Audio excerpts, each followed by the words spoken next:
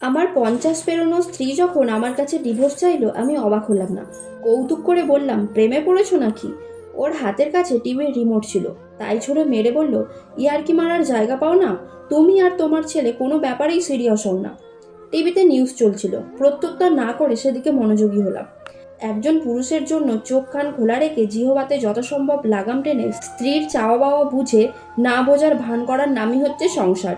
আমার স্ত্রী অর্থাৎ সুমি কিছুদিন ধরে তার ছেলের জন্য পাত্রী দেখছে। স্ত্রীর প্ররোচনায় আমিও কয়েকদিন সঙ্গে গিয়েছিলাম। আজকালকার মেয়েরা চমৎকার, এক মাথা ঘুমটা টেনে মাথা নিচু করে বসে থাকা পাত্রী নয়, সব প্রশ্নের উত্তর সাবলীল ভঙ্গিতে দেয়। ভদ্রঘরের শিক্ষিতা কোনো মেয়েই দেখতে অসুন্দর নয়, তাদের কথাবার্তা, চোখের চাহনিতে যে ব্যক্তিত্বের আভা ফুটে ওঠে, এর চেয়েও মোহনীয় রূপ থাকার প্রয়োজন নেই। সুমি এসবের ধার ধারে না। ওর এক বান্ধবী একটা মেয়ের কথা বলেছিল, তাকে দেখতে গিয়েছিলাম। সুমির ভাষ্য, দেখতে খারাপ না, তবে গলার স্বর বড্ড ফ্যাকাসে, কথা বললে হাঁসের মতো প্যাক প্যাক শব্দ বের হয়। আমি মনে মনে বলি, কণ্ঠস্বর সৃষ্টিকর্তার দান, এতে ওর কি দোষ? মামা যে মেয়েটার সন্ধান দিয়েছিল, একদিন তাকে দেখে এলাম। তারপর বাসা থেকে রাস্তায় বের হয়ে সুমির কি হম্বিতম্বি। ছোট লোক জিজ্ঞেস করে, আপনার ছেলে স্যালারি কত পায়? আমার সাবেক কলিগের মেয়েটাকে আমার বেশ পছন্দ হয়েছিল, কিন্তু সুমির হলো না। বলে হাইট কম, 4 ফুট 11 ইঞ্চি। আমি মিনমিন করে বললাম, আমার কাছে তো লম্বাই মনে হলো। তুমি বোঝো কি, হাই হিল পরেছিল, ভেবেছিল আমার চোখকে ফাঁকি দিতে পারবে। সুমি যুদ্ধ জয়ের ভঙ্গিতে হাসে। সারাদিন আমাদের এমন কথোপকথন চলতেই থাকে, বিভিন্ন টপিক। শুরুটা সে করে, শেষটাও সেই করে। আমার কাজ হচ্ছে তার কথা মতো হ্যাঁ বা না করা। এ কাহিনী কত মাস বা কত বছর চলতো তা স্বয়ং বিধাতাই জানে। কিন্তু ঘটনা উল্টে দিল আমাদের ছেলে আকাশ। সে গত শুক্রবার নাস্তার টেবিলে ঘোষণা দিল তার পছন্দের একটা মেয়ে আছে।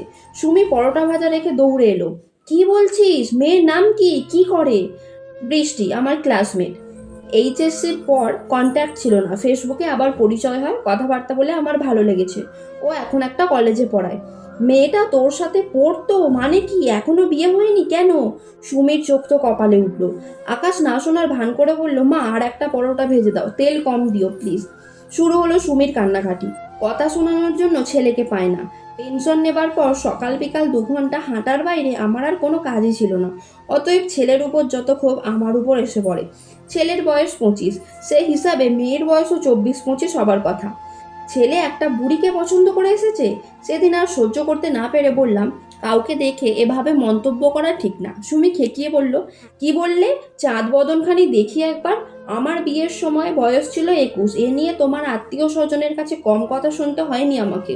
সবাই ইনিয়ে বিনিয়ে বলতো, আই বুড়ি মেয়ে ঘরে রেখেছে, আর এই মেয়ের বয়স 24। তুমি ভাবতে পারো? অবশ্যই পারি। তোমার ছেলের পড়াশোনা শেষ করে জব নিয়ে সেটেল হতে যদি 25 বছর লাগে, মেয়েটারও তাই লাগার কথা। এতে অবাক হবার কিছু নেই। বুড়ি একটা, এর বাবা আমার ছেলের ঘাড়ে পার করে দিতে যায়। বাজে কথা বলো না। তুমি আমি ঠিক যতটা কষ্ট করে আকাশকে মানুষ করেছি, মেয়েটির বাবা মারও ঠিক একই কষ্ট হয়েছে। তাদের স্ট্রাগল বরং আরও বেশি। বারবার বিয়ের সম্বন্ধ এসেছে।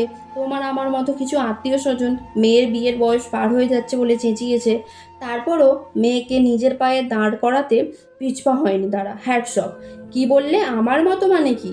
না মানে আমি খারাপ কিছু বলতে চাইনি, জাস্ট উদাহরণ দিলাম আর কি। ঠিক তারপর থেকে সুমি ডিভোর্স চাইছে। স্বামীর কাছে মূল্য নাই, ছেলে কথা শোনে না, এই সংসার সে করবে না। সুমি শুনলে রাগ করবে। তারপরও ছেলের সাথে বৃষ্টিকে দেখতে গেলাম। চমৎকার মেয়ে, দেখলেই বোঝা যায় পরিচ্ছন্ন পরিবারে বড় হয়েছে। মেয়ে বাবাকে সাথে করে নিয়ে এসেছিল। ভদ্রলোক আমাদের পরিবার সম্বন্ধে ততটুকুই কৌতূহল দেখালেন যতটুকু না দেখালেই নয়। তবে মোটামুটি পাকা কথা সেরে ফেললাম। সুমির রিয়াকশন ছিল দেখার মতো। সবকিছু শুনে সে বাপের বাড়ি গিয়ে উঠল। সকাল বিকেল ফোন করে হুমকি দেয় আমার বিরুদ্ধে নারী নির্যাতনের কেস করবে। মেয়ে পক্ষ বাড়িতে আসার আগের দিন কল করলাম, শুনছো সরিষা ইলিশ কিভাবে রাঁধে বলতে পারো? মানে, বৃষ্টির বাড়ি থেকে লোকজন আসবে কাল। মেনু কি? খাসি, ইলিশ মাছ, সাদা ভাত আর ডাল, এর চেয়ে বেশি কিছু রাঁধতে পারি না। তুমি তো জানোই। ওপাশ থেকে ফোন কেটে দিল। গিন্নি বিকেলে এসে হাজির। ঘরদোর গুছোতে গুছোতে গজ গজ করতে লাগলো। বাপ ছেলে বাড়ি ঘরের যে অবস্থা করে রেখেছে, মেয়েপক্ষ বস্তি মনে করে পালিয়ে যেত।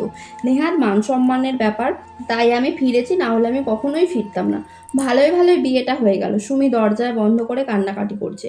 কাছে গিয়ে বসতেই বলে উঠলো, একটাই ছেলে, আমাদের নিজের সুখ শান্তি বিসর্জন দিয়ে কত কষ্ট করে ওকে বড় করলাম, তার এই প্রতিদান? বলতে ইচ্ছা করলো, ছেলে পেটে ধরেছো, মানুষ করেছো, তার বদলে তুমি মাতৃত্বের সুখ পেয়েছো।